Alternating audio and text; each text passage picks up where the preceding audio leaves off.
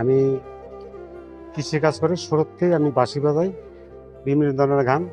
এই কীর্তনের মধ্যে এখন আমি বাজাই।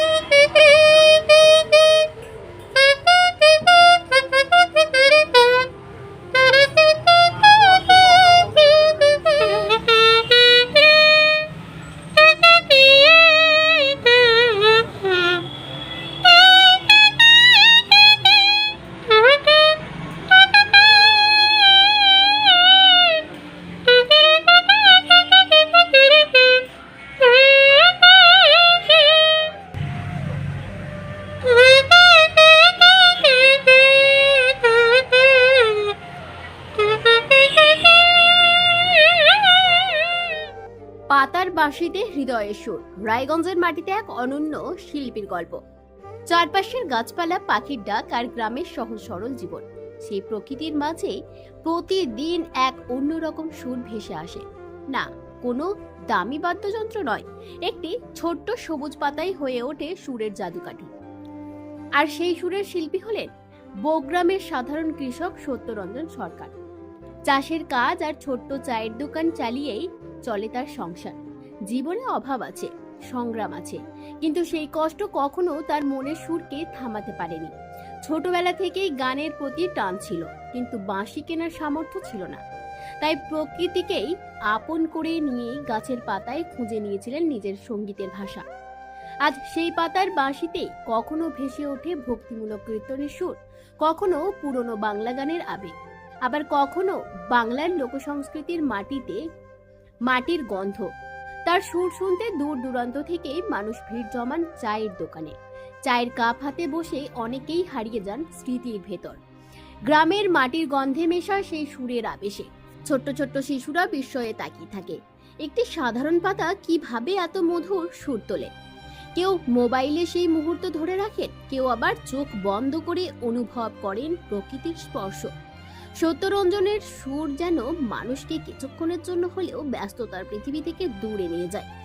স্থানীয় কীর্তনের আসর থেকে শুরু করে বিভিন্ন সাংস্কৃতিক অনুষ্ঠানে আজ নিয়মিত ডাক পড়ে তার। মঞ্চে উঠে যখন তিনি পাতার বাঁশিতে সুর তোলেন, তখন চারপাশ নিস্তব্ধ হয়ে যায়। দর্শকদের চোখে মুখে ফুটে ওঠে মুগ্ধতা। অনেকেই বলেন, এই সুরে আছে বাংলার হারিয়ে যেতে বসা আত্মা, আছে গ্রামের মাটির গন্ধ আর হৃদয়ের টান। আজকের প্রযুক্তি নির্ভর সময়ে দাঁড়িয়ে সত্যরঞ্জন সরকার যেন এক বড় শিক্ষা দেন। শিল্প কোনো বড় মঞ্চ বা দামি যন্ত্রের ওপর নির্ভর করে না। সত্যিকারের প্রতিভা জন্ম নেয় মানুষের মন থেকে, প্রকৃতির কাছ থেকে, জীবনের গভীর অনুভূতি থেকে। রায়গঞ্জের বগ্রামের এই সাধারণ মানুষটি তাই আজ শুধু একজন শিল্পী নন, তিনি হয়ে উঠেছেন প্রকৃতি ও মানুষের হৃদয়ের এক সেতু বন্ধন। তার পাতার বাঁশির সুর যেন বলে যায়, মাটির কাছাকাছি থাকলে জীবনের সবচেয়ে সুন্দর সুর খুঁজে পাওয়া যায়। আমার নাম সত্যরঞ্জন সরকার, বাড়ি বগ্রাম। আমি কৃষিকাজ করি, শুরুর থেকেই আমি বাঁশি বাজাই, বিভিন্ন ধরনের গান। এই কীর্তনের মধ্যে এখন আমি বাজাই। আমার নিজের জ্ঞানের থেকে, মানে পাতা দিয়ে ফুয়াইতাম, ফুয়াইতে ফুয়াইতে পরে গান শিখলাম। ওই গানটা ওই ফুয়ার সাথেই মানে বাজাই। লিচু পাতা, শাল পাতা, প্লাস্টিক, পলিথিন কাগজ। 45 বছর হয়, মানে শুরুতেই বাজাই, মানে এখন বড় হয়েছে 45 বছর থেকে আমি বাঁশি বাজাই, না মানে কীর্তন আমার। তো মানে ওই যে যারা না কীর্তন করে ওরা আমাকে বলে, তো ওদের সাথে আমি বাজাই। কতটা আনন্দ পান প্রতিভা আপনার? হ্যাঁ, মানে গান বাজনা খুব আনন্দ, গান বাজনা করলে আনন্দ পাওয়া যায়। আপনি তো একজন শিল্পী, শিল্পী ভাতা পান? হ্যাঁ, 1000 পাই। কতদিন ধরে করছেন? 15 বছর। এমনি সরকারি প্রোগ্রামগুলো আপনি জানেন? হ্যাঁ, গেছি। ইটাহার, তারপরে মহারাজা, শাহপুর,